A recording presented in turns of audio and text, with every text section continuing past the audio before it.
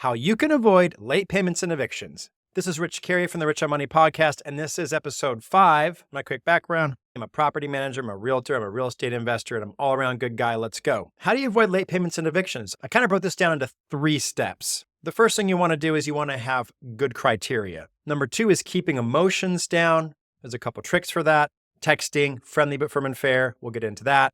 And number 3, this one is crucial: working closely with an eviction attorney throughout the entire time you have rental properties. They're going to keep you squared away. Let's go.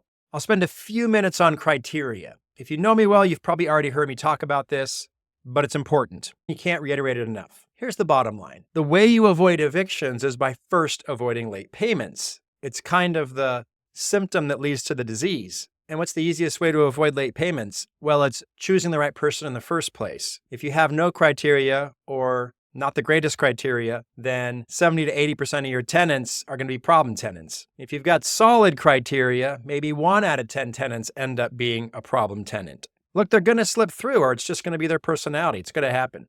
But criteria is going to take care of most of this problem. What are my criteria? A lot of you know it. This happens during the process where you're choosing someone to be your tenant, the application process. 3 times the rent is income, good prior rental reference, and at least a 600 credit score. Raise that number as you see fit for the type of property that you have. No evictions, no felonies, no bankruptcies, and the most important one, no exceptions. 3 times the rent is income. This one's tough. A lot of people have a problem with this. A lot of people feel like, oh my God, in this economy and inflation and, with the way that rents are skyrocketing, how can you ask me to have 3 times the rent as income? I didn't make this up, right? This goes back decades.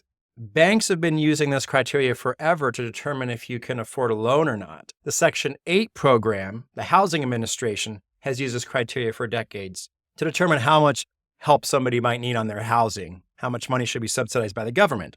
Look, banks stay in business because they use criteria like this. The 3 times the rent is income rule, you'd be foolish not to follow it. Simply stated, right, if the rent is $1,000 a month, then the income needs to be at least $3,000 a month. What if they're self-employed?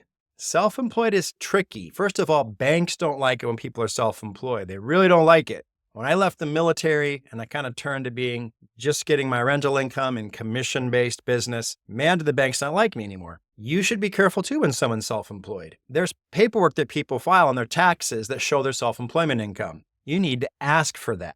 If they can't or won't give you that, they're going to need to give you bank account statements, like checking account statements that show the income. I would ask for at least 3 months. And then if you see the income as deposits, you might feel a little bit better that they have this income. But 95% of people that say they're self-employed and tell you how much money they make can't prove it with a tax return or bank statements. Don't rent to those people.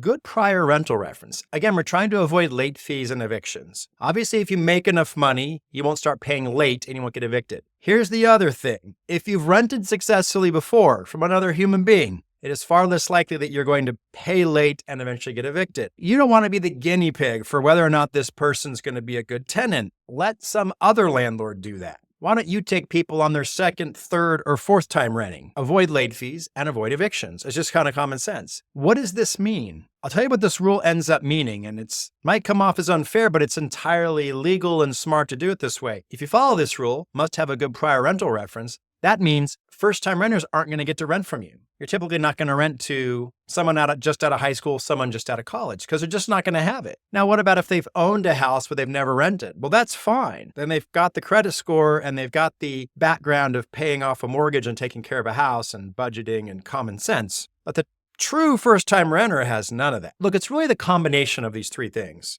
You've got 3 times the rent as income, good prior rental reference, and at least a 600 credit score. 600, 610, 620, these are kind of low numbers. But if you're just really bad with paying your bills, you're going to be less than 600. I'm okay with 600, 610, 620. It's not like amazing. It's not just bad, bad, bad. When people totally disregard their bills, they're going to have a lot less than that. Now, somebody's borderline. What kind of things matter on a credit report? The things that matter to me is if you can kind of see that this person's low score is mostly or all medical collections or like student loan collections, I'm a lot less nervous about things like that. If they're paying their car, their Verizon bill, their credit cards, those other things, education and medical are getting them, I'm less concerned about education and medical. No evictions, no felonies, no bankruptcies, no exceptions. Look, everybody that applies to your property, is going to believe that they should be given a chance. I have an eviction, but it's not my fault. I have a bankruptcy, but now I'm doing well. I have a felony, but I paid my debt to society. Here's the problem. It's possible that these people are reformed and going to do well. But if you're looking at just the numbers, just pure averages, just pure common sense, you are better off renting to somebody that doesn't have any of these things than somebody that has one or more of these things. You're just better off. And it's completely within your legal rights to not rent to these people. They can plead with you, they can beg, they can promise, they can tell you that they're turned over a new leaf. Let some other landlord give them a chance, all right? If you really want to get involved in charity, go to your local church. Don't do it through your rental properties. Okay, I don't want this whole thing to be about criteria. Let's move on. The second pillar, keep emotions down. I've got some ways that I like to do this. My number one method for keeping emotions down is primarily texting with people instead of talking to them on the phone. While I just enjoy this from a time-saving perspective, I enjoy this from I'm out of the area, I'm on vacation, I'm doing something with my kids. When this stuff comes in by text, you can quickly handle it by text, send out your handyman by text. It's a huge time saver.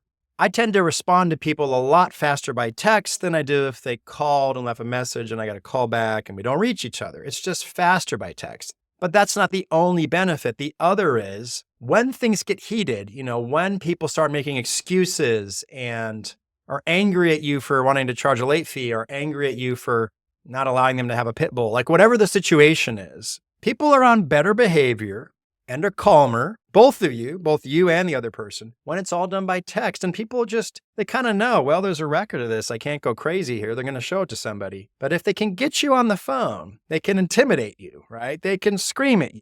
They can use the F-bomb at you, and they can do all these things, and they could deny that they ever said it, right? They could deny in court, or they could deny in whatever situation. No, I never said that. No, I never told him to F off. I really like texting. I think it keeps the emotions down. I think it allows you to have a more professional and straightforward relationship with your tenants. Now, people are like, oh, but it's impersonal, but it's, people don't like it. I've found that people like it more. I've found that people respect it. I take great care of my tenants, right? If they tell me that something's broken, I tend to respond a lot of the time within seconds. And I've told them, like, guess what? I literally just ordered a new fridge for somebody like 10 minutes ago. Hey, I'm sending my handyman over to your house. Hey, and a lot of times it's same day or it's next day, even on smaller issues, right? Because I've kind of got this all down to a science now. And if it's not that important, then yeah, you can make them wait a few days and that's no big deal. But keeping emotions down, texting's a big part of it. When people get angry, you're able to sort of back off, think about what you're going to say. It's hard to yell by text, right? It's hard to if people put cuss words in there, you can just kind of tell them, hey, look, I'm willing to talk about this, but you're going to have to be respectful. And you kind of get them to calm down by being very calm and even keeled yourself. I really think it's important to do this. And another thing is, you want to be available to your tenants, but I like to know when tenants are texting me or calling me versus family members, friends, or other issues relating to your full-time work or something like that. I do this with a Google Voice number. It's free to get a Google Voice number, and you can typically get a Google Voice number that has the same area code as your local area, and you're able to text and receive calls and call people with this number for free, and it's a separate number. You can log into it on your phone and do the texting there. You can log it into it on your computers. These are my computers here, or these are my screens. You can log into Google Voice. I'm logged into Google Voice here. And I handle a lot of the communication that way. And I know that it's tenants texting me on that number. And when they text me, it also sends me an email to alert me that they've texted me about something. I can have separate voicemails, right, for these phone numbers that could address tenant issues as opposed to, hi, this is Rich, leave a message, as opposed to just personal stuff on there. So I like Google Voice. I like texting. You want your tenants to like you and respect you. And that happens when you're friendly, but firm and fair. And so whenever little disputes come up, when there are little awkward conversations to be had, you just say it kind of matter-of-factly, right? And with being friendly but firm and fair, one of the important things is you can set expectations before you move in, right? The way that I do my listing a property process and my application process, I have very little personal interaction with someone before they move in. But right before they move in, I'm going to make sure that I have at least a pretty good talk with them. It doesn't need to be an hour, but at least talk on the phone for a while and just tell them your expectations. But one of the things I like to say is, I'm a stickler about late fees, right? If you're late, there's a late fee, and there's really no exceptions to this, just like anything else in life. on the fourth day of the month, you will be charged a late fee.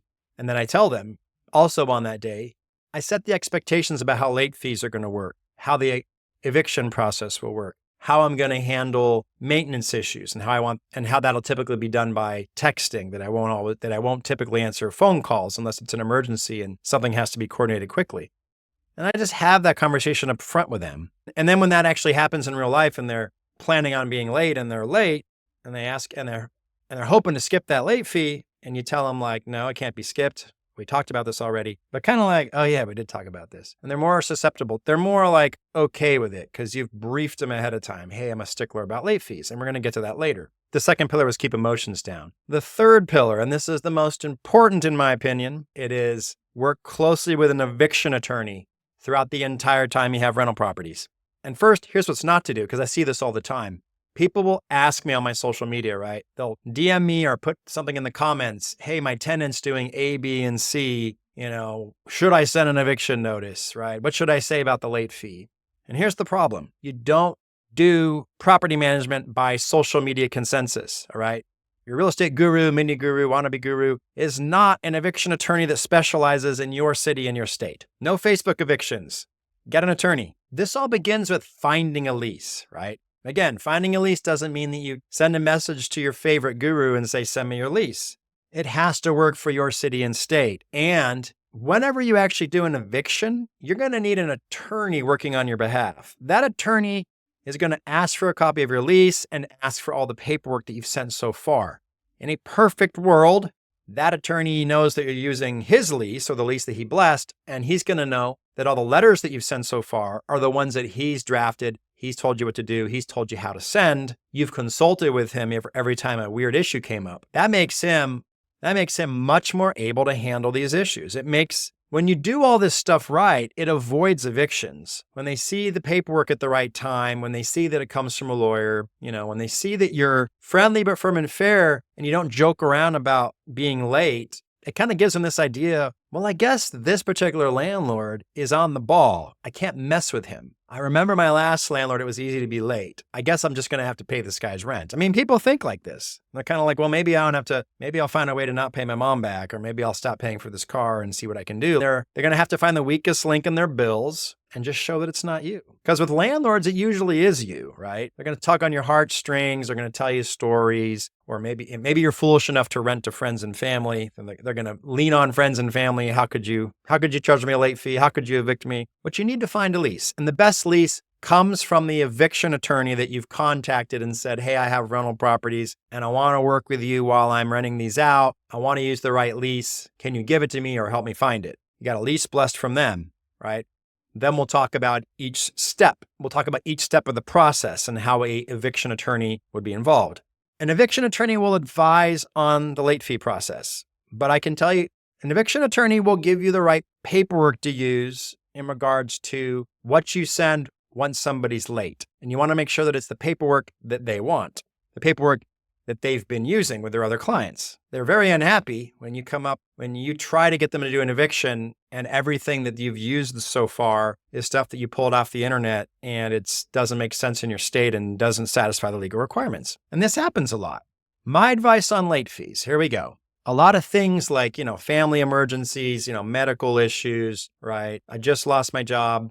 All the kind of things that you can think of that might cause you to be late. Those aren't reasons to not pay the late fee. Like, you've just got to find a way to pay it. And you've got to find a way to get back on track because you can't get behind on rent. Once people get behind on rent, they typically end up getting evicted. I'd say once it's more than a month late, they typically end up getting evicted. And you can tell them that too, that's just the way it typically works. So you won't allow someone to get late.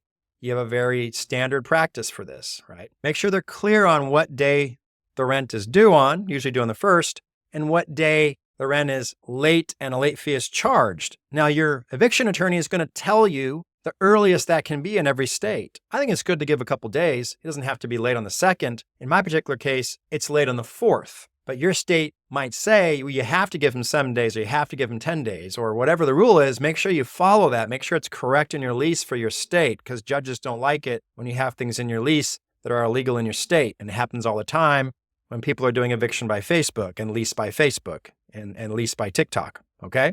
Now, inevitably, the most important time frame, right, for keeping someone on track and keeping them out of trouble is the first time they end up being late. And sometimes that is the first or second month they're with you. This is going to set the tone like forever.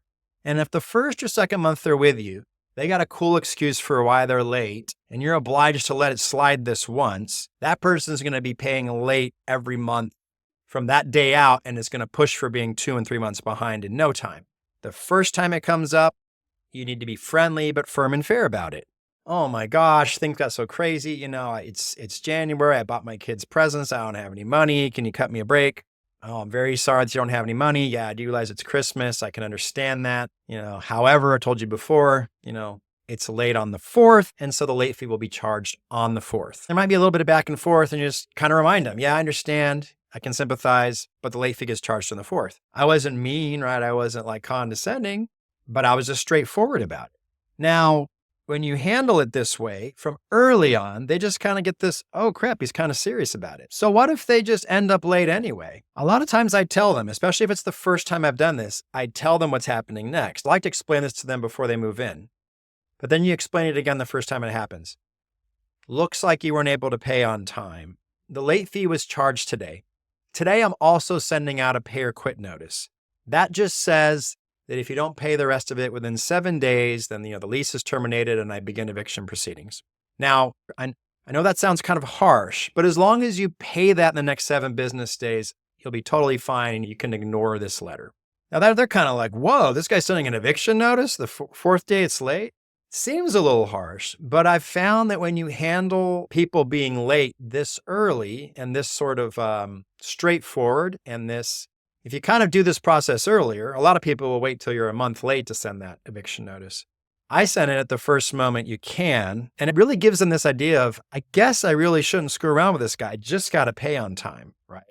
I'm just going to have to pay the rent here, but, not give Johnny the money back from the bet that I lost, the football game or whatever. This method just works. Friendly but firm and fair, but kind of serious about your rules. Now, this pay or quit notice, right? This will make a little more sense if I quickly go over sort of how evictions work in general. And don't jump on me when I don't get it right for your state, right? I'm going to talk about what I'm used to in Alabama. It's going to be different in every state. And also how long it takes will be different in every state. So let me quickly go over how evictions work and what this pay or quit notice or this first notice about ending the lease and starting the eviction process looks like. So typically when rent is late, you can send out some kind of a letter that warns them that if they don't catch up, eviction will be filed. It's not typically called an eviction notice. It's typically called a pay or quit notice or something like that. Pay or quit's kind of like pay or get out. But it says something like, and it's different in every state, your lawyer, right, your eviction attorney will tell you what form to use, will tell you how to deliver it, or if it needs to come from them. In my particular case, it's okay to just send it first class mail. But you may need to have someone like tack it on the door, or it may need to be like certified mail, right? But you got to do it right. And that's what you use your lawyer for. So anyway, this pay or quit notice usually tells them you have this many days to pay the late fee and the rent that you owe. And if you don't pay that, then I'm going to file for eviction. At this point, you haven't filed for eviction. You're just warning them to pay up. And they've got some more time. So when that time frame is up, right, 7 days, right, 10 days, whatever it is, again, depends on your state. And you let them know, hey, you haven't paid yet. Can you pay today? All right, then I've got to file for eviction. Now, whoa, they're going to freak out. Now, filing for eviction can cost some money. The whole process is going to cost at least $1,000, could be a couple $1,000s. You got to talk to your eviction attorney about that. I've found that when you follow the process I've talked about so far, the people that are going to stay with you long-term, they pay up and avoid that eviction, right? There can be a lot of begging. I just need another week, right? I just need a few more days. That's kind of up to you. I mean, if they're like, I just need until Friday, okay. I mean, the world won't end if you wait till Friday, but that has to be a line in the sand. And if it comes Friday and they're ready with the next excuse, you got to file for eviction. I don't like going past the 15th of the month, but my cutoff for sure for filing for eviction is 1 month late, because now the next month is due and they haven't paid last month's yet. There's no way I'm not filing for eviction once they're a full month late. But to finish how this process works, pay or quit notice, once it's late, at the earliest moment it's allowed, which is usually the day that it's actually late with a late fee, you send that pay or quit notice. There's some kind of time frame in there that they have to pay within. It doesn't get paid. You tell your lawyer to file for eviction. They get some kind of official document, I don't know, brought to them or tacked to the door or send certified mail. They find out that they're getting evicted, and there'll be some instructions in there about maybe how they can avoid it or what they've got to do now. But usually it's like, hey, there's going to be a court date. Now, typically it's someday in the future, and it could be a month, 2 months down the road. If they're still not paying, and this is going to be an eviction that has to go all the way to court, you're going to show up in court and your lawyer's going to handle all that stuff, right? And he's going to ask you questions in front of the judge, and you're going to have the paperwork and that you sent, and you're going to, tell them what the rent is and all this common sense stuff. If you win your case, then they're going to be given some amount of time that they have to leave by. Now, sometimes they still don't leave, and then it might involve having the sheriff come out and make them leave, right? And sometimes there's a cost to you for making all these things happen. But again, the lawyer is going to walk you through all this. And if you do the early stuff right, the late fee and the pay or quit notice, which doesn't have any cost attached to it, you tend to avoid ever getting that far. But you need to know what's going to happen if you do get that far. Now, once you file for eviction, it costs some money. So if they were to turn around the day later and say, I've got your money right here, you might want to go ahead and go forward with that eviction because they might have your money. But now they owe you what you filed for eviction as well. You're out, $1,000 or more just for filing. So whether or not you let them off the hook and restart everything once you file for eviction is a judgment call you got to talk to your eviction attorney about. But again, if you do everything else right, you're really going to avoid this most of the time. Once you filed for eviction, you're supposed to direct your tenants to talk to the lawyer instead of you. And that's going to kind of freak them out. That's going to kind of whip them into shape sometimes. But they're going to want to bargain with you, right? They're going to want to say, what if I give you half? I'll do anything to stay. I just need a few more weeks. Whatever it is, direct them to your lawyer. But there's something very important to understand that's true in a lot of states. When you've started the eviction process and you've sent a letter that says how much they owe, the pay or quit notice, if they send you a partial payment, let's say they send you $100, right? Or they send half. If you accept that money, and the pay or quit notice is no longer effective. And what that means is, if you accept half the payment, subtract that from what they owe. If you want to evict them, if they're still not caught up and maybe not planning on catching up anytime soon, you've got to resend the pay or quit notice with the new amount that they owe, and the clock starts over on the 7 days or the 10 days. So you got to make that judgment call by talking with your eviction attorney about it. They're trying to give me this money, but it's not the full amount. Should I accept it? And talk through the pros and cons and the costs and all that kind of stuff. For me, I typically just don't take a partial payment, and it usually says that in the pay or quit notice. Not taking a partial payment, if you send it to me, I'm going to reject it. You got to pay the whole thing or the lease ends and you got to move out, and I'm going to start the eviction process if you don't. Now, that can happen, right? And what I'm saying is sometimes they'll just move out, right? And if they move out, then again, you talk to your eviction attorney. Are you just going to drop everything now that they're moved out? Do you want to just drop everything? Not finish the legal process, not attach this, eviction to their name and get a judgment for what they owe you and all that, because there's costs involved in that. Maybe you're just happy to have them out and you should just take that property, get it rented again. But of course, if you let them off the hook once they move out, which is great, that's better than them staying there rent free until they get evicted. But if they move out, do you want to go through the rest of the eviction process and kind of have that on their record so they don't do this to the next person? Again, these are things that you need to talk to your eviction attorney about and just kind of use your common sense on and the eviction attorney's advice on. This is all very tricky stuff. And again, I'll warn you, so you can't do all this by asking on social media for consensus on how to handle it. You can't do this by talking to some lame mini guru. Wait, that's me. By getting advice from them, because they don't understand your state, your city, your situation, your tenant, the kind of job they have, like the million factors that go into it. Another issue with continuing the process versus sort of like dropping a case. If you drop a case, it doesn't continue and it doesn't really ever end up on this person's record. But the pro of continuing the case is, let's say that they moved out as you were hoping they would, but maybe they owe you damages from how they left the property. Maybe they're 5 months behind or 10 months behind or whatever it is, and they owe you thousands of dollars. Well, if you take them to court, even though they left, if you take them to court, you can get a judgment against them for the amount of money that they owe in rent and damages. But you've got to talk to your eviction attorney about this, because some people, like if your tenant doesn't have a real job, doesn't have a real income, whatever, they're on their Section 8, their welfare, whatever the situation is, If they don't have any money, a lot of times they'll tell you, this will go to collections, but you'll probably never see that money, right? So do you want to spend the extra money to get a judgment against them for money you'll probably never see? Now, if somebody were to get a judgment against somebody that has a salaried job or a job working for the city or the government, a lot of times with these collection agencies or getting a judgment against you, there's ways to get that from the employer, right? By going through certain legal processes. But again, that's why you have an eviction attorney you're talking to. What are some other things that you need, right, to sort of avoid these problems? What are some things that you might need to deal with? Sometimes your problem with a tenant might not be that they're late. It might be that they brought a pit bull in, right? And the neighbors are complaining about it. That's in violation of the lease. It might be that they're having loud parties at night. We can call that violating peaceful enjoyment. There's something called a peaceful enjoyment clause in most leases. Quiet hours, right? You're not allowing for neighbors to have peaceful enjoyment because you're being loud between the hours of whatever's in the lease, 10 p.m., 6 a.m. If people are like getting arrested for drugs, they're getting arrested for domestic assault or something like that. These are all reasons that you can end somebody's lease and potentially get them out of the property. And you can talk with an eviction attorney about that. Hey, they brought a pit bull in. I've told them to get it out. They're not getting it out. What do I do now? The attorney is going to draft a letter to send to them. It's going to reference your lease and how they're breaking the lease. And they're going to advise you on how that whole situation is going to work. Same with a drug issue, same with a peaceful enjoyment, being too loud issue. That's all done in tandem with a lawyer. You're not doing a bunch of arguing by text or arguing on the phone about it. You can let them know by text to stop doing it.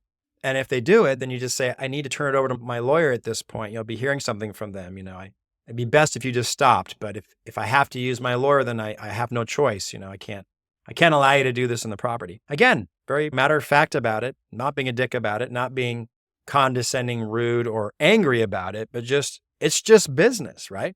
Dan, was this stuff useful? Is this a good education in real estate investing, in landlording, and doing your own property management? If it is, please give me a like, leave a comment, subscribe to this, support me. I want to reach more people. This is a lot of fun for me. This is Rich on Money, signing off.